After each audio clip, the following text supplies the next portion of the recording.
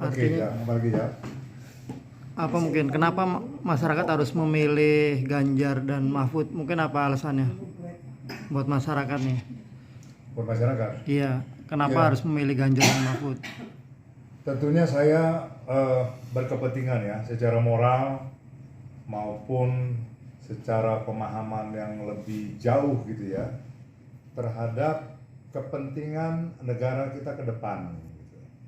Karena kan kita tahu, salah memilih sekarang 5 tahun ke depan kita nggak jadi apa-apa. Nah pada waktu 5 tahun ke depan tidak jadi apa-apa atau terjadi kemunduran, untuk menggapai itu lagi nanti perlu mungkin 10-20 tahun ya, dalam katakan 3-4 kali pemilu lagi untuk merecovery segala macam kerusakan yang terjadi. Jadi tentunya saya dengan meyakini, kami tentunya di sini meyakini bahwa pasangan 03 ya, inilah yang paling pantas dengan semua kapabilitas yang ada pada diri mereka. Saya tentunya mesti mengannounce kepada masyarakat, mari masyarakat pakai nalar yang benar ya. Kalau orang bilang mau lebih jauh, pakai hikmat daripada Tuhan, pakai kebijaksanaan ya, tanyakan ke nuraninya dulu. Jangan cuma terbawa emosi, jangan mau terima, artinya katakanlah amplop ya, hanya untuk uang berapa ratus ribu umpamanya, kemudian menjatuhkan pilihan. Nggak sebanding ya, menerima sekian ratus ribu dengan nasib 280 juta ya kan rakyat Indonesia yang dipertaruhkan untuk 5 tahun ke depan. Ingat bahwa negara ini perlu berjalan terus ya, dengan artinya pengeluaran yang lebih baik. Kita apresiasi apa yang dilakukan oleh Pak Jokowi.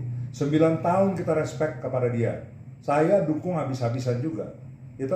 Tetapi 1 tahun terakhir, di era terakhir dia mau berakhir, dia membuat satu gambling yang sebegitu besar dengan memaksakan ya keluarganya, di mana anaknya sendiri, kemudian kita dengar semua juga istrinya ikut cawe-cawe ya, kemudian anaknya dijadikan ketua partai, kemudian menantunya dijadikan wali kota, bahkan sekarang isunya bahwa ini nantinya akan menjadi gubernur, dan si Kaisang juga udah diisukan juga mau jadi gubernur, sudah menjadi ketua partai.